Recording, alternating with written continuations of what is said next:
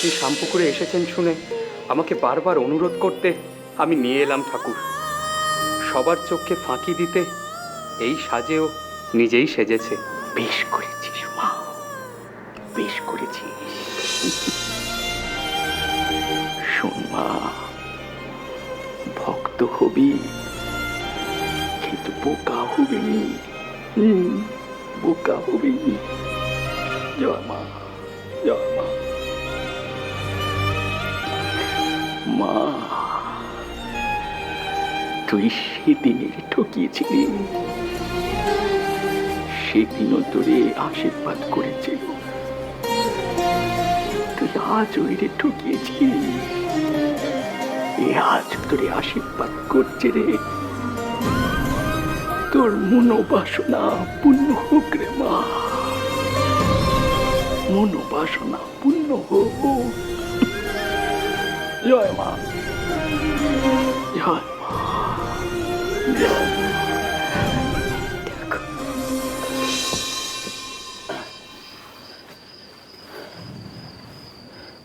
বউটান, বাড়ি এমন ভাবে কেন বসে আছো বউটান? বসে আছি না রে রিলু, নিজেরে দোষ চিরে আমি যে অভাগী, তাই আমার মনের বাসনা এই জীবনে পূর্ণি হবার নয় রে, পূর্ণি হবার নয়। অমন কথা কেন বলছো বউটান? কেউ শুনলো? কেউ আমার কথার আমলই দিলনি? বিষণ্ণ তো গিয়েছে বউটান, খবর তো নিয়েছে। তুমি তো সব শুনেছো, গদাধরের চিকিৎসা হচ্ছে। দেশ গা হলে ওই গলা ব্যথা কবে সেরে যেত। কলকাতার ব্যাপার, ডাক্তার বুদ্ধি না ছুলে রোগ সারেনি। সেই কতদিন আগে বলতো, সেই অজ্ঞানে যখন সারদা কামার পুকুরে এলো ওর ভাসুর পড়বে এতে, তখন আমারে দেখা না দিয়েই শিকার দিয়ে চলে গেল। তখন দিয়ে আমার মনে সন্দেহ, কতবার পেছনে বলেছি, কিন্তু থাক না বউটান, পিছের কথা টেনে এনে কি লাভ? তাতে আরো মনের ক্ষেত বাড়ে। গদাধরকে নিয়ে সারদা যে সেখানে কেমন আছে কে জানে। তার মনে যে সুখ নাই সে আমি বেশ বুঝতে পারছি। গদাধর বিনে সারদা কিচ্ছু জানেনি গো। তার শরীর বসে না থাকলে সারদা কেমনে সুখে থাকে? যে ডাক্তার দেখছে সে নাকি সাক্ষাৎ ধন্বন্তরী। গদাধর রে তাড়াতাড়ি ভালো করে দেবে না রে নিল? পেশন্নর কাছে তো শুনেছ, কলকাতাতে তেনার খুব নাম। রঘুবীরের কাছে দিন রাত মানত করছি, আমার সারদার বুকে তুমি হাসি ফোটাও। গদাধর রে ভালো করে দক্ষিণেশ্বরে ফিরিয়ে নিয়ে এসো। আমার মানত তুমি পূর্ণ করো, পূর্ণ করো। না না, আমি কেন? পুরাণের ধন্বন্তরীকে নিয়ে এলেও সেই রোগীকে ভালো করতে পারবেন না। সারাদিন ঘরে এত লোকজন, তাদের নিঃশ্বাস প্রশ্বাস অনবরত ঠাকুর নিচ্ছেন, ভালো না হবে কি করে? আমি শুনলাম তো, আমি আসবার আগেও নাকি এক লালমুখো সাহেবে ঘরে এসেছিল, সঙ্গে ওই গিরিশের চালাটা।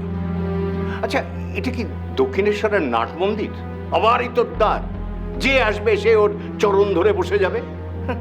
আরে বাবা, এই শহরের একটা ঘিঞ্জি অঞ্চল এটা, গায়ে গায়ে বাড়ি, গাছপালাও কম। গাছপালা না থাকলে ওই ধোঁয়া ধুলো এগুলো ধরবে কে? এই ধোঁয়া ধুলো এগুলো তো শরীরের মধ্যে নিঃশ্বাসের সঙ্গে ঢুকে শরীরটাকে বিষাক্ত করে তোলে। আগে ঠাকুরের জন্য আপনি আমাদের কি করতে বলেন ডাক্তারবাবু? না না, তোমাদের নিয়ে আমার কোনো চিন্তা নেই। চিন্তা তো ওই রামচন্দ্র ডাক্তার আর গিরিশ মাতালটাকে নিয়ে। ওনারা আবার কি করলেন? কি করলেন মানে? ওরা তো সবসময় ভক্তি আর বিশ্বাসে একেবারে টইটুম্বুর হয়ে গেছে। আমি ওই গিরিশ মাতালটাকে বললাম যে তুমি বয়রম দুমদাম করে গিয়ে ঠাকুরের কাছে গিয়ে বসো না পা ধরে। তা কি বললো জানো? আমাকে বললো যে উনি তো এই ধরাধামে অবতীর্ণ হয়েছেন পায়ের ধুলো দেবার জন্য। বোঝো? ও ডাক্তার, ওর বিশেষ যে বাঁচিকে বাঁচানা হ্যাঁ। দেখো ঠাকুর, তোমার এই আনা পায়ের হিসেবটা এখন রাখো। তোমার যা রোগ হয়েছে তাতে তোমাকে ওই তুলোয় করে রাখা উচিত, বিশুদ্ধ পরিবেশে। ডাক্তারবাবু, আপনি যা বলবেন আমরা তাই করব। পারবে না, কিছুতেই পারবে না। হাজার চেষ্টা করলেও তোমরা পারবে না। ওই যে আছে রামচন্দ্র ডাক্তার, ওরা থাকলে কিছুতেই পারবে না। রামচন্দ্র ডাক্তার তো আবার ওনাকে স্বয়ং গৌরাঙ্গ মনে করেন। ও ডাক্তার, ওর যে ওই বৈষ্ণব বংশে জন্ম গো, তাই ওরকম বলে হ্যাঁ। তাতে তো আমার চিকিৎসার বংশদণ্ড। হাহ। শোনো নরেন, যদি ঠাকুরকে বাঁচিয়ে রাখতে চাও তাহলে অবিলম্বে এখান থেকে সরাও, অন্য কোথাও নিয়ে যাও। এমন একটা জায়গায় নিয়ে যাও যেখানে মুক্ত পরিবেশ আছে। আচ্ছা, একবার ভেবে দেখো তো, উনি আগে দক্ষিণেশ্বরে ছিলেন, সেখানে মুক্ত বাতাস, গঙ্গার পলিউশন ফ্রি হাওয়া। ও ডাক্তার, আর সেখানে যাবেন যাবেন। না না, আমি তোমাকে সেখানে যেতে বলছি না, কিন্তু যেখানেই যাও সেখানে যেন মুক্ত পরিবেশ হয়, খোলা হাওয়া থাকে, রোদ লাগাতে পারো গায়ে, এগুলো তো দেখতে হবে। ও লরেন যেখানে নিয়ে যাবে এ সেখানে যাবে। ও লরেন, এই ডাক্তারের সঙ্গে কথা বলে নেই। হ্যাঁ, আমি নরেনের সঙ্গেই কথা বলে নিচ্ছি, তোমার সঙ্গে কথা বলে আমার কোনো লাভ নেই। নরেন, চলো আমার সঙ্গে, আমি নিচে গিয়ে তোমাকে খোলামেলা প্রাকৃতিক পরিবেশ কোথায় পাবে? খুঁজতে হবে রাম, খুঁজতে হবে। আসলে ঠাকুরের জন্য এই দক্ষিণেশ্বরে গঙ্গার ধারের খোলামেলা জায়গায় ঠিক ছিল। হ্যাঁ, কিন্তু সেখানে এত ভক্ত সমাগম, তারপর এতটা দূরত্ব, ডাক্তারের যাতায়াতে অসুবিধে, সেই কারণে তো এখানে নিয়ে আসা। ভক্ত সমাগম এখানে কি কম হচ্ছে? দেখতে পাচ্ছ না?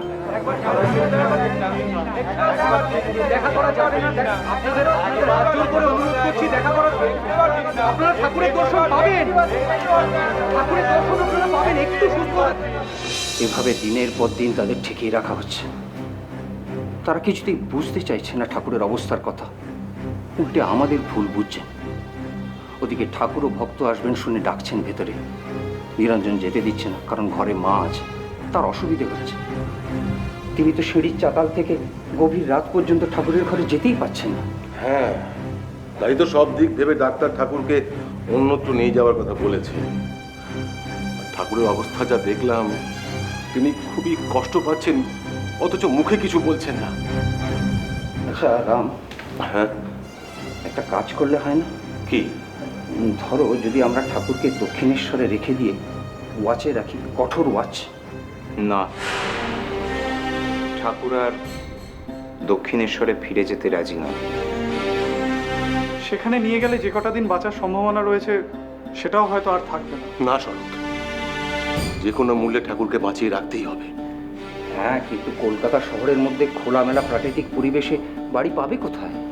আচ্ছা রামদাদা, গঙ্গার ধারে বাবু জমিদারদের যেসব বাগান বাড়িগুলো আছে সেগুলোতে একবার খোঁজ করলে হয় না? নরেন, ওই বাগান বাড়ির চারপাশের অবস্থা দেখেছিস? দিনের পর দিন কলকারখানা বাড়ছে, মুটে মজুর পুলিকামিনদের বস্তি, অস্বাস্থ্যকর পরিবেশ। তারপর গঙ্গার পাড় জুড়ে 33 কোটি দেবদেবীর মন্দির, সেখানে অহরাত্র ঢাক ঢোল বাজছে। ওই আওয়াজে তো ঠাকুর আরো অসুস্থ হয়ে পড়বে। কিন্তু আর তো অন্য কোনো অপশন নেই রামদাদা, একটা না একটা উপায় তো আমাদের বার করতেই হবে। যত দিন যাচ্ছে ঠাকুরের শরীর খারাপ হচ্ছে, বিছানা ছেড়ে উঠতে পারছেন না, গলার স্বর বুঝে আসছে, কথা বলতে গেলেই কাশি হচ্ছে, আর সে কাশির সঙ্গে মাকে লুকিয়ে কতদিন এভাবে থাকা যায় বলো তো? দিনের বেলা মা ছাদের সিঁড়ির চাতাল থেকে কোনোভাবেই নিচে আসতে পারছেন না। আর দেরি করো না রামদাদা, প্লিজ কিছু একটা করো। ডাক্তারবাবুর কথা মতো অন্য কোনো বাড়ি দেখো। দেখো, গঙ্গার ধার যদি নাও হয়, অন্তত গাছপালা দিয়ে ঘেরা খোলামেলা জায়গা হোক। এই শহরেই অন্য কোথাও খোঁজো। আমি মনমোহনকে নিয়ে একবার গিরিশবাবুর বাড়িতে যাচ্ছি, সেখানে আলোচনা করে চারদিকে বেরিয়ে পড়বো বাড়ি খুঁজতে।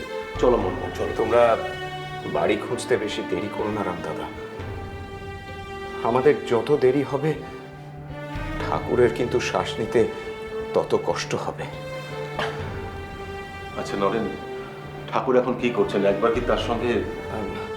বুড়ো গোপাল দাদা আর লাটু দাদা ঠাকুরকে ঘুম পাড়ানোর চেষ্টা করছে। এর মধ্যে আবার যদি তোমরা... না না, ঠিক আছে ঠিক আছে, চলো মা, আসি।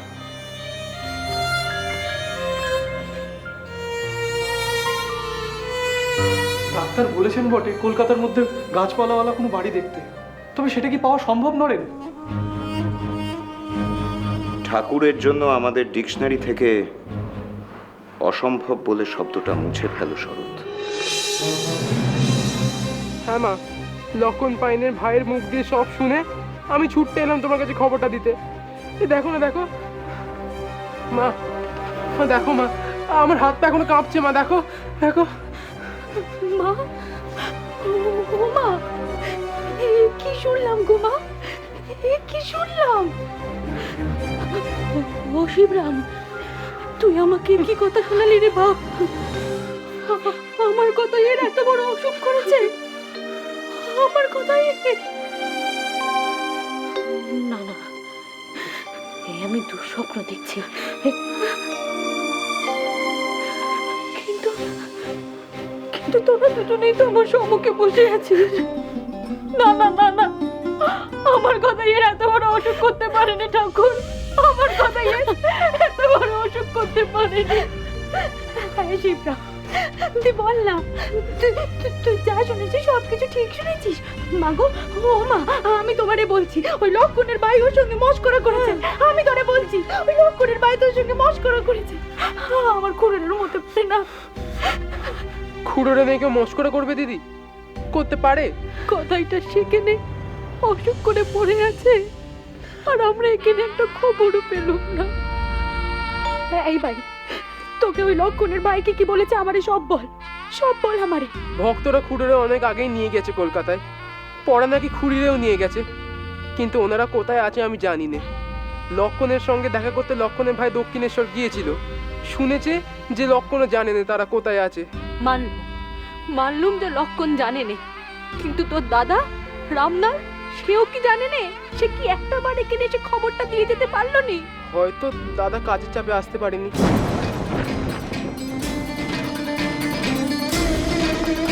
কাজের চাপে এখানে আসতে পারে না, আর উত্তরপাড়ায় সৌর বাড়ি গিয়ে বইয়ের খবর নিতে পারে, তাই তো? দাদা যে সৌর বাড়িতে গেছে এই কথা তোমারে কে বললো মা? তোদেরকে আমি বলিনি, কিন্তু বৈরাগী ঠাকুর ওইদিকে গেছিল মাধুকরি করতে। সে রামনালরে দেখেছে, কিন্তু রামনাল তারে দেখেনি। তখন হয়তো খুড়ো ভালো ছিলেন, তাই দাদা এদিকে আসতে পারেননি। কপাল, সবই আমার কপাল। মাগো, আমার যে খুড়ির কাছে খুব যেতে ইচ্ছে করছে মা, আমার যে খুড়োকে খুব সেবা করতে ইচ্ছে করছে। লক্ষণের ভাই বলে তেমন কিছু হয়নি, খুড়োর গলাতে নাকি ব্যথা হয়েছে, তাই তেনার ভক্তরা ডাক্তার কভারেজ করবার জন্য কলকাতায় নিয়ে গিয়েছেন। শিবরাম, তুই পাইন পাড়ায় গেলে পরে লক্ষণকে একবার খবর দিস তো, সে ফিরলে পরে যেন আমার কাছে একবার আসে, অবশ্য অবশ্য করেই যেন আসে। না না, আমি লক্ষণের ভরসায় বসে থাকতে পারবো না, আর আমি এও জানি মা তুমিও পারবে না। এই ভাই, তুই একটু গিয়ে সবাইরে জিজ্ঞেস কর দেখি যে দক্ষিণেশ্বর কে যাচ্ছে, কেউ যদি যায় তবে তারে বলিস এখান থেকে একবার ঘুরে যেতে। হ্যাঁ হ্যাঁ, আমি এখনই গ্রামে গিয়ে খোঁজ নিচ্ছি।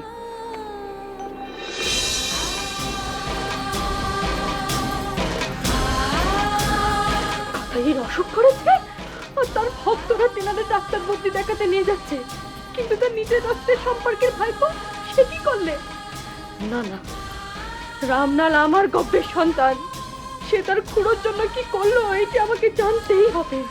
আমি অত কিছু জানি না মা, আমার যে খুড়ির কাছে যেতে বড্ড মন চাইছে।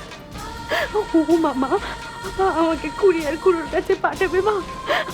আমার ওদেরকে দেখতে বড্ড মন চাইছে গো মা, বড্ড মন চাইছে।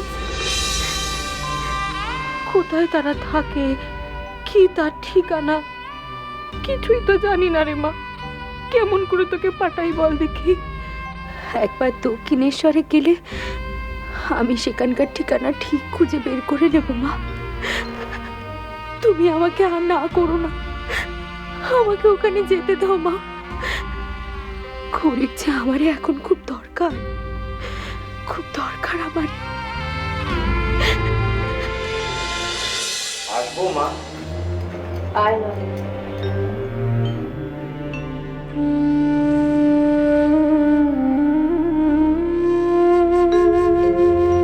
কাল রাতে ডাক্তারবাবু এসেছিলেন মা, আপনি তো জানেন। যা ওষুধ তিনি দিয়েছেন তা খেয়ে তো ঠাকুর আজকের জন্য বেশ ভালোই আছে দেখলাম, কিন্তু এই ভালো কদিনের জন্য নরেন। সেটাই তো আপনাকে বলতে এসেছি মা। ডাক্তারবাবু বলেছেন এই বদ্ধ জায়গা থেকে ঠাকুর হাঁপিয়ে উঠেছেন। সে কথা তো তোরে আমি আগেই বলেছিলাম বাপ, ভেতরে ভেতরে মানুষটা বড্ড ঘুম হচ্ছে। আর তাই উনি বলছেন ঠাকুরকে নিয়ে অন্য কোথাও, মানে অন্য কোনো জায়গায়, খোলামেলা জায়গায় যেতে। আজ রামদাদারা দুপুরে এসেছিলেন, আমি ডাক্তারবাবুর কথা ওনাদের বলেছি না, ওনারা বাড়ি খুঁজতে গিয়েছেন। তা তুই ঠাকুরকে বলেছিস? বাড়িটা ঠিক হয়ে গেলে তারপর বলবো। দক্ষিণেশ্বর কিন্তু খুব খোলামেলা রে বাপ। কিন্তু ঠাকুর সেখানে যেতে চান না মা। ও, ঠাকুর যখন ওখানে যেতে চান না, তখন তখন নতুন বাড়ি দেখ বাপ, সেখানে নিয়ে যাস। ঠিকঠাক একটা বাড়ি পাওয়া গেলে যত তাড়াতাড়ি সম্ভব নিয়ে যাবো মা। তাই যাস বাপ। রোহেন ভাই, নিচে রামবাবু এসেছে, চলো ডাকছে তোমাকে। রামদাদারা এসে গিয়েছেন? তুই দেখ গে হয়তো বাড়ি খোঁজ টোজ পেয়েছি। আমি আসছি মা, চলো ডাক্তার। হ্যাঁ,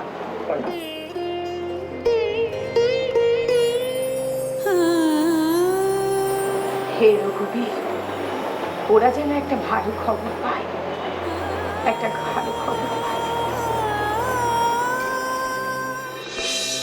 বাড়ি পাওয়া গিয়েছে? হ্যাঁ, একটা ভালো বাড়ির খোঁজ পেয়েছি। নরেন কোথায়? আপনাদের দেখে লাটু দাদাকে পাঠিয়েছি নরেনকে ডাকতে। আচ্ছা, বাড়িটার খোঁজ পেলেন কোথায়? বেশ কয়েকটা বাড়ির খোঁজ পেয়েছি, তার মধ্যে একটা বাড়ি নেওয়া যেতে পারে কাশীপুরে। কাশীপুর? হ্যাঁ রে নরেন, কাশীপুর। কাশীপুরে তো বন্দুক তৈরির কারখানা, আর গঙ্গার ধারে মুটে মজুর আর শ্রমিকদের আস্তানা। ওখানে খোলামেলা প্রাকৃতিক পরিবেশ কোথায়? না না, গঙ্গার ধারে পাইনি, রাস্তার ধারে। ওই বাগবাজার পুলটা ক্রস করে একটু উত্তর দিকে এগোলে পাকপাড়ায় রানী কাত্যায়নীর জামাই গোপাললাল ঘোষ, তার বাগান বাড়ি। বাড়িটা বেশ উঁচু পাঁচিল দিয়ে ঘেরা, প্রায় 12 থেকে 14 বিঘার উপর বাগান বাড়িটা। চলতি কথায় বাড়িটার নাম কাশীপুর উদ্যান বাটি। কাশীপুর উদ্যান বাটি?